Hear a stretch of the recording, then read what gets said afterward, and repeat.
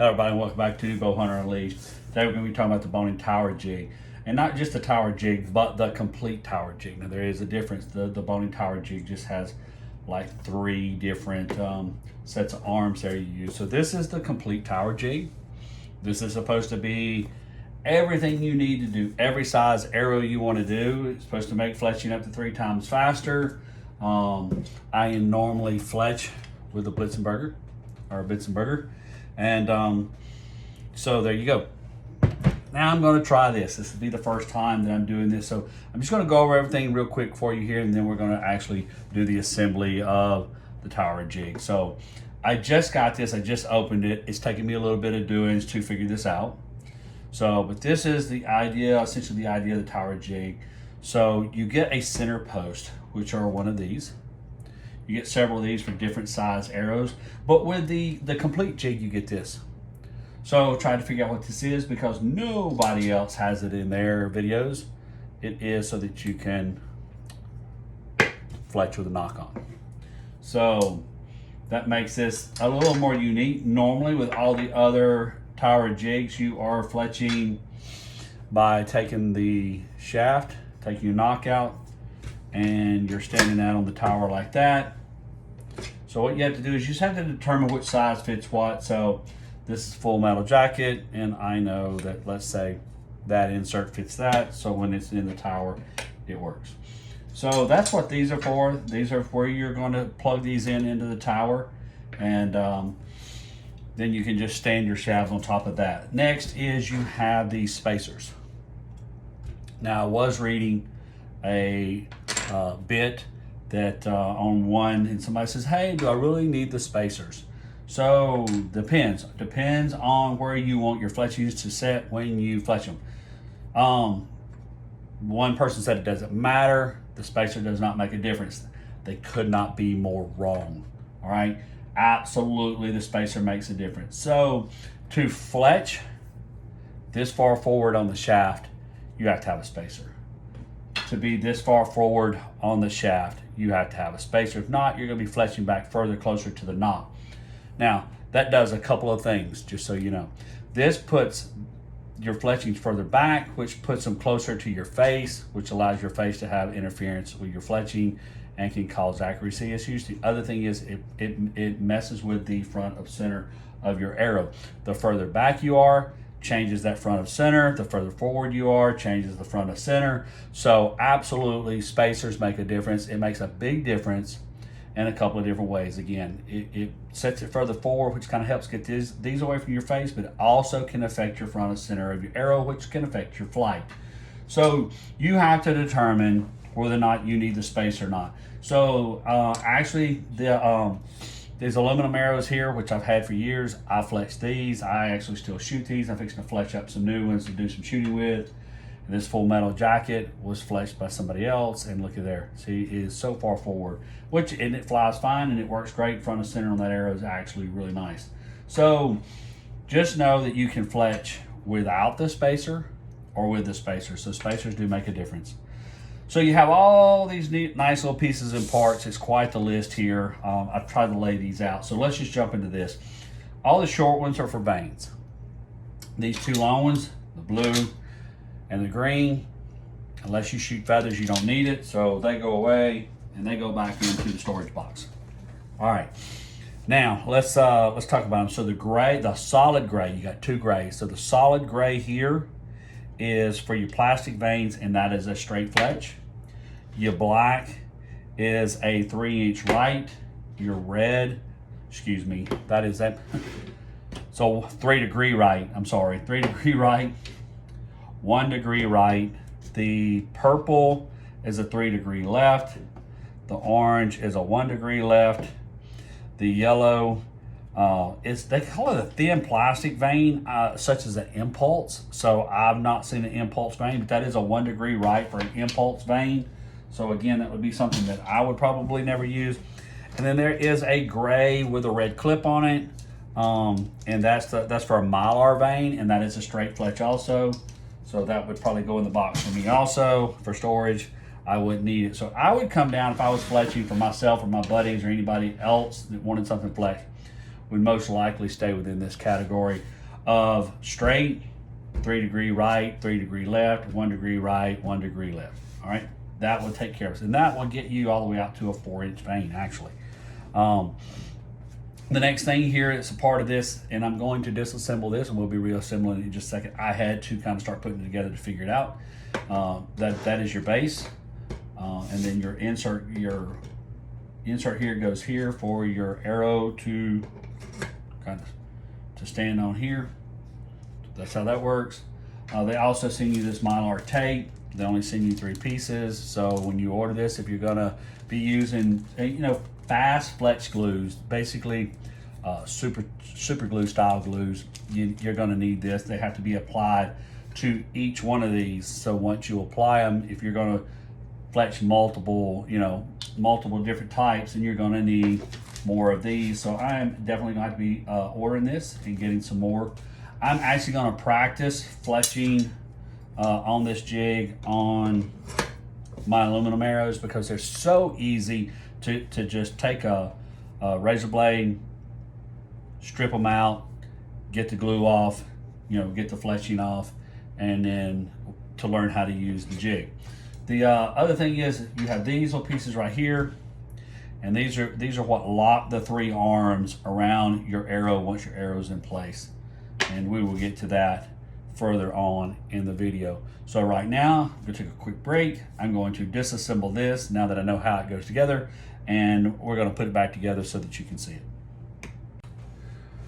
All right, so we've got this here disassembled, and I am going to, with my big hands and big fingers and stuff, try and assemble this back as professionally as I can.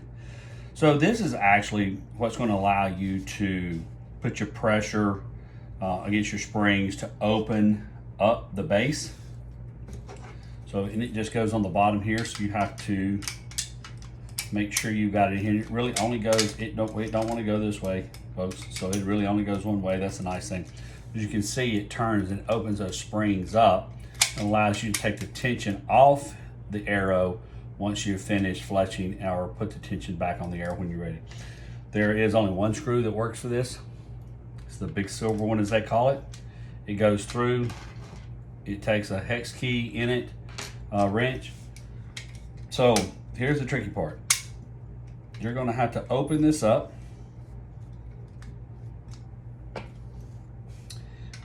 insert the base that you're going to use for holding the post, actually, for holding your arrow. And remember, that is if you're using without the knock in it. So I'm going to do that, since that's primarily seems to be how it's designed. You just take your Allen key, just kind of tighten it back up. You don't have to make it real tight. Remember, this still has to operate, and it has to flex these springs here. You can see those springs move out. Here you'll be able to see it makes that movement there. All right, so the next thing for me, because of where my veins set, and I had pre-tried this to try and figure out, okay, did I need the spacers or did I not need the spacers, is this little nut has to go up underneath here. Hey, I got it in there first try. Then this is your spacer. It just sits right on here, and we're going to put that on. All right, and you don't really tighten that down, because you're going to have to actually pop this on in place. At some point here, you can rotate these back like this. They're meant to pull away from your arrow shaft anyway, so you can rotate these back. And you got to have enough gap and enough space in that screw to pop these on. So pop these in place. They just slide right under the screw. If you've got the screw backed out far enough, they come forward till they go in the slot. Like so. Well, not as simple as it looks, as they make it look either, by the way. So I've got it a little too tight. I'm gonna back that out. Oh, wrong one. There's 2 hex keys. So this takes the small one, that takes the big one. So now we're back here. That comes forward. You just have to make sure that this goes, there is a slot there for it. There it is right there. There's a slot for it. And then you can just tighten it down and lock that in place like that, and it will fold away. Unfortunately, there's 3 of them and not just one. Like I said, I have big hands and big fingers, and it's not the easiest thing for me to do here. There we go. Just got to do what you got to do to get it in there. The spacer just fits right on there real easy. That's the easiest part. You got 2 lengths of screws. If you're going to use this, the spacer, you use the black ones. If you're not going to use the spacers, you use the little silver ones that they provide. All right, so I'm going to try and leave plenty of gap in that one. I'm going to tilt this to me so I can get my finger underneath there. Just to pop in place. And it's not in there straight. The one thing I don't like about the spacer already is I wish it had a solid top base like the rest of it does, so that when you slide this in, you're in line, and you can't be out of line with your slot. There it is. It's in place. Do remember that you are dealing with plastic items here. So when you're trying to make stuff like that fit, don't overpressure it, because you're gonna bust it for sure. You don't want to be the first one. You won't be the first one, I'm sure, but you don't want to have to break it as soon as you get it, and you don't even have to put it together yet. All right. Like I said, putting the spacer on itself really is fairly easy. Just getting that arm on and in place is a little difficult. All right. Let's see. The spacer is in place. See if I can get enough screw out of that right there. And hey, 3rd time's a charm, right in there. Okay. So we now have these in place. Now, again, if you're going to use like a really aggressive glue, like Bohning, I think Bohning makes one, like a super glue type glue. Then you're going to want to put these Mylar strips on here and protect yourself.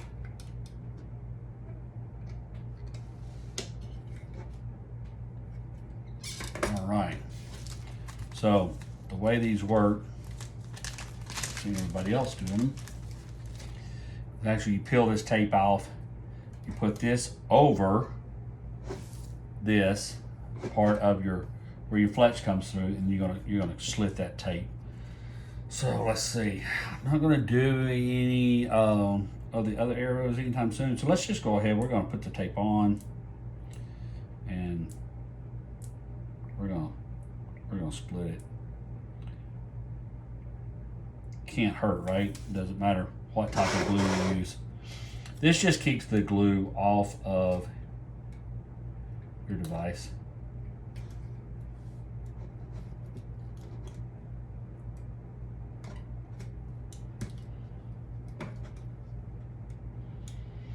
All right, they say you can use a fingernail or a razor blade or something like that. I'm gonna reach over here, get the trusty old pocket knife, find the bottom end of it.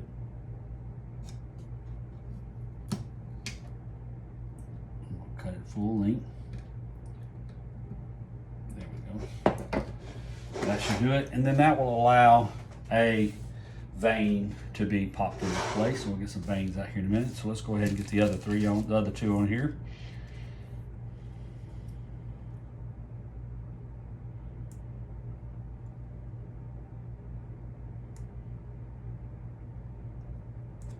Oops.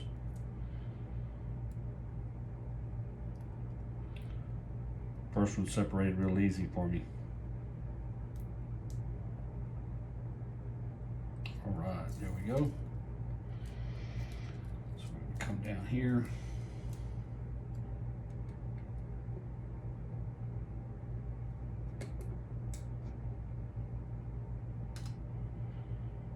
I almost feel like this piece of tape here could stand to be a little wider.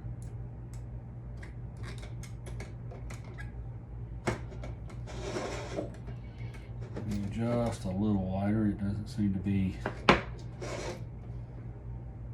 Looks like they cut these a little narrow maybe, so they're not really getting good coverage over this to keep the glue off. Try and recenter that a little bit. That's just gonna have to do. I'll order some more. Maybe it'll be a better tape.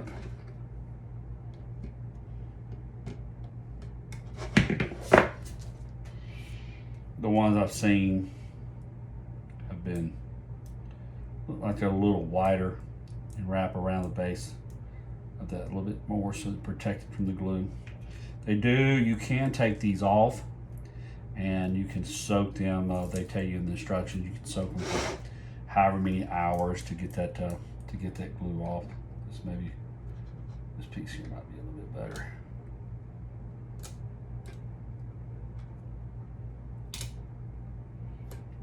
New technology, folks, new technology. Old school, always done it the old way. Now they make all these new fandangled ideas out here, which is fine in the end. I still like my Bitzenberger. I'm not going to say there's anything wrong with that. During the COVID times, I was trying to get back into doing some of this, and I couldn't get them. These were in stock, so I thought, okay, let's try it. Let me be the guinea pig for somebody else. So there we go. We're there. Got an arrow in place. All right, there we go. And that's the way it looks. Now we're ready to pop in some veins, try this out. So let me get some veins out, get some glue out. Let's decide what we're going to use here, and we're going to give this bad boy a try. All right, so we're going to try this again. So sorry about that. My Alexa over there that my wife has installed decided to start talking. But so like I said, we've got the VeinTech veins. I'm going to put these in here. I'm going to try the primer pen. I'm actually going to sit right here and see what it says. I use single swipe. More is not better. Apply it then be tack glue. So basically, it looks like, let me just take this old pen. We're just going to go right down. I've already pressured the pen to load it. So oops, see, there more is not better. There you go. So live and learn, right? Bad vein right there. Like I said, I'm using old veins, so not veins that I'm going to keep on here, not veins I'm going to shoot to hunt with or do anything with. It's just some old veins I had in stock, and I'm just going to go ahead and do this. All right, now, man, I'm rusty. I haven't done any of this in a while. I'm gonna apply the glue. Got my glasses on. I got plenty of light on. Let's see if I can get a little more light. There we go. Sorry if the light's too bright, causes you guys a problem, but I gotta be able to see.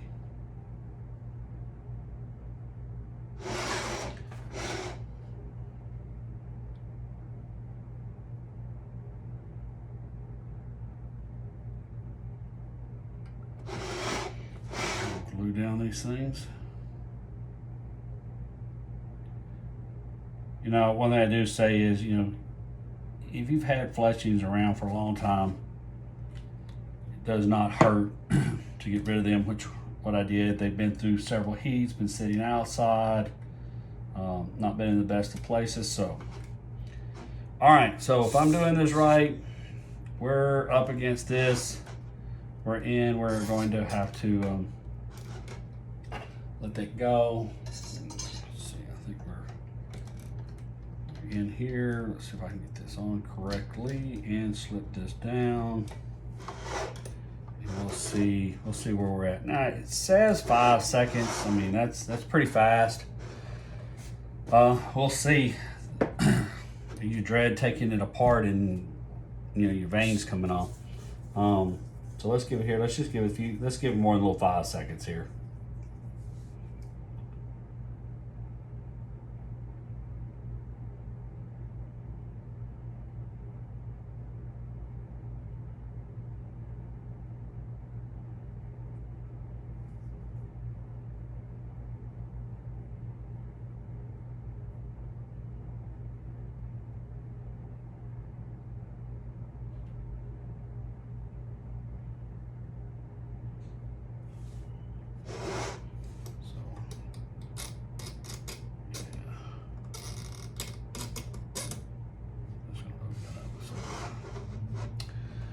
All right, well, it's there.